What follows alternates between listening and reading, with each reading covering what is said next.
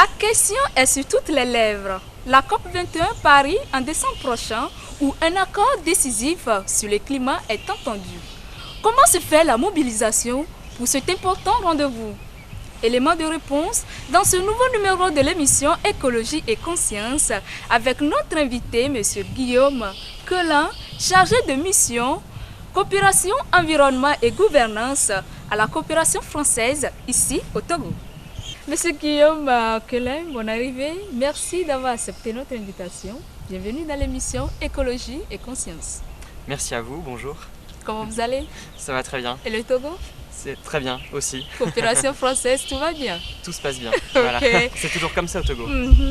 Alors, nous sommes là pour parler un peu de la mobilisation par rapport à la COP21 qui va se tenir bientôt à Paris. Déjà, on voit que la France annonce les couleurs pour réussir la COP21 par la nomination des ambassadeurs itinérants dans diverses régions du monde. Alors, Togo, quelle est l'action de la coopération française? Alors, il faut tout d'abord rappeler que la France assurera en décembre prochain la future présidence de la COP21. À ce titre, elle doit assurer des négociations transparentes et inclusives. Elle est au service des 196 pays qui vont participer à cette COP. Et donc, c'est dans cette dynamique que s'inscrit le travail mené à l'ambassade de France et au service de coopération et d'action culturelle. Donc, il y a 3 temps forts au niveau de cette action. Tout d'abord, avant la COP21, il faut sensibiliser et être à l'écoute des parties prenantes togolaises. Pendant la COP21, il s'agira de mettre en avant les initiatives portées par le Togo. Et ensuite, après la COP21, il faudra retransmettre les enseignements et les conclusions tirées à la COP21.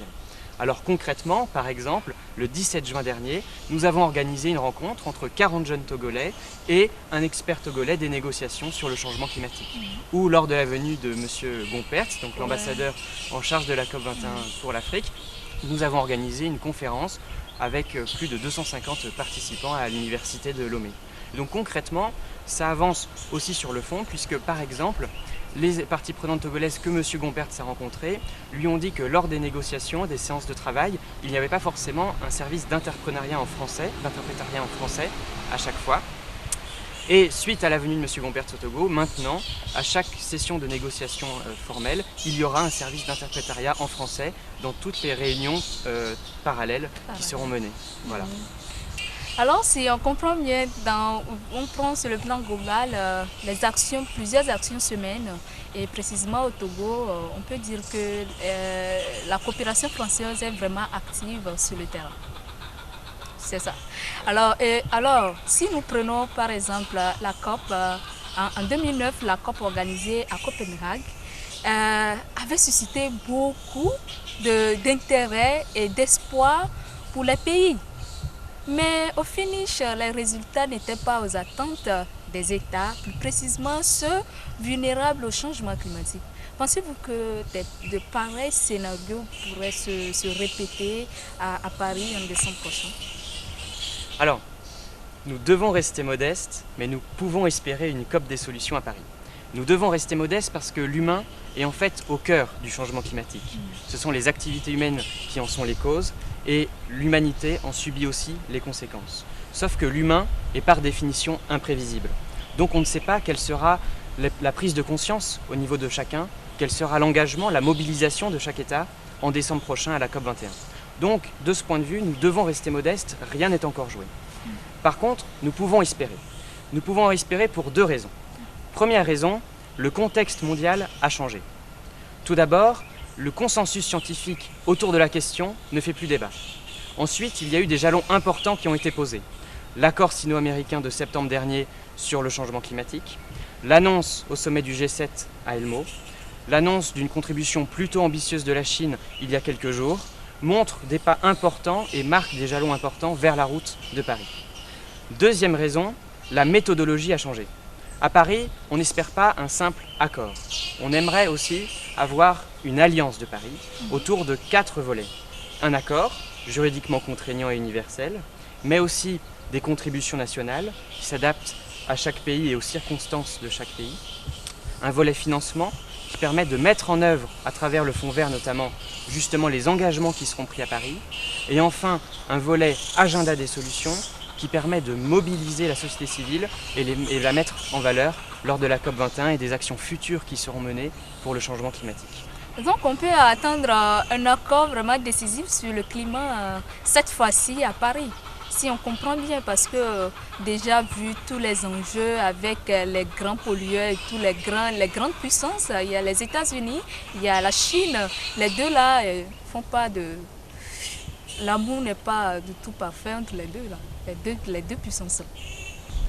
Les négociations à Bonn ont montré qu'il restait du chemin à faire avant Paris. Et donc, comme je le précisais, il faut vraiment rester modeste. Rien n'est encore joué. Mais c'est ce qui donne en fait à ce combat toutes ces lettres de noblesse. Et chaque jour, à travers la diplomatie française, mais aussi les services des Nations Unies et d'autres partenaires techniques et financiers, et la mobilisation des experts nationaux, eh bien, on essaye d'aboutir à un accord. Donc, on ne peut pas encore prévoir, encore à plus d'une centaine de jours, quel accord sera mené à Paris, mais on a toutes les raisons d'espérer quelque chose d'important à Paris. Alors, quand nous prenons la COP dans sa globalité, Oui. qu'est-ce que cette COP peut apporter à la France sur le plan international? Parce que si on lit bien on lit bien tout ce qui se passe, si la France arrive à réussir cette COP, elle a vraiment marqué un pas dans l'histoire des changements climatiques. La France est un petit peu schizophrène. En fait, elle a deux têtes. Tout d'abord, elle va mener une délégation, comme les 196 pays, mais elle va aussi assurer la présidence. Et cette présidence change chaque année. Et donc, si la France ambitionne un accord important et met à contribution tout son réseau diplomatique de par le monde, et ce quotidiennement, eh bien, il ne faut pas oublier que c'est un processus qui vient depuis la conférence de Rio, qui a plus d'une vingtaine d'années. Et donc, c'est vrai que la France essaye de marquer un jalon important dans cette histoire de la diplomatie climatique. Et donc, voilà, en tout cas, elle s'y emploie. On a bien compris l'enjeu qui est là. Alors, que pensez-vous de la mobilisation du gouvernement togolais et les organisations de la société civile par rapport à cette COP? Que pensez-vous de ça? Alors, il faut remettre les choses dans leur contexte. Moi, je suis arrivé depuis 2 mois seulement ici. Je ne suis pas un expert du changement climatique, donc je ne peux pas apporter un jugement sur le travail de longue haleine qui est mené depuis des années par les experts au Togo. Toutefois, je crois qu'il y a un proverbe togolais qui dit que pour élever un enfant, il faut tout un village. Ouais. Et je pense que pour bâtir une COP des solutions, il faut aussi tout un village d'experts et de parties prenantes engagées. Et je pense qu'au Togo, nous avons ce village d'experts engagés et ces parties prenantes. Je pense notamment à la direction de l'environnement qui travaille et qui a à cœur à devoir aboutir une COP des solutions à Paris. Nous travaillons ensemble en bonne intelligence. Il y a aussi les universitaires, à travers notamment le professeur Kokou Kwami, qui mène un master interrégional sur le changement climatique. Il y a également les partenaires techniques et financiers qui apportent aussi leur contribution. Il y a également la société civile avec les ONG qui mènent un travail de mobilisation et de sensibilisation qui est assez important. Même si je pense qu'au Togo, il faudrait une meilleure organisation, structuration de ces ONG afin d'avoir un résultat plus efficace. Parce que c'est vrai qu'elles fourmillent beaucoup, elles font beaucoup de choses, mais il faudrait peut-être une structure faîtière plus importante. Voilà. Et finalement, on voit que s'il y a un village d'experts engagés au Togo, il faut aussi que la population prenne part à cette COP des solutions. Et finalement, c'est le travail des experts que de sensibiliser et d'aller à l'écoute aussi des populations. Et finalement, c'est un petit peu la mission que s'est donné le service de coopération et d'action culturelle, mais aussi les médias qui ont un rôle à jouer à ce niveau-là. Et donc, à ce titre, je tiens à vous féliciter pour votre initiative et je vous remercie de nous avoir invités pour essayer de sensibiliser un petit peu plus sur le changement climatique. Alors, que pensez-vous de la population togolaise? Surtout, que pensez-vous de cette population par rapport aux enjeux même des changements climatiques? Alors je pense que la population togolaise est victime des changements climatiques dans son quotidien, à travers le dérèglement des saisons. Par exemple, la nomination des mois en été ou en cabillaud ne correspond plus à la réalité. Le mois du sarclage ne correspond plus au mois du sarclage. Voilà. Donc finalement, la population togolaise est touchée dans son quotidien, à travers aussi les inondations, l'érosion côtière, la déforestation.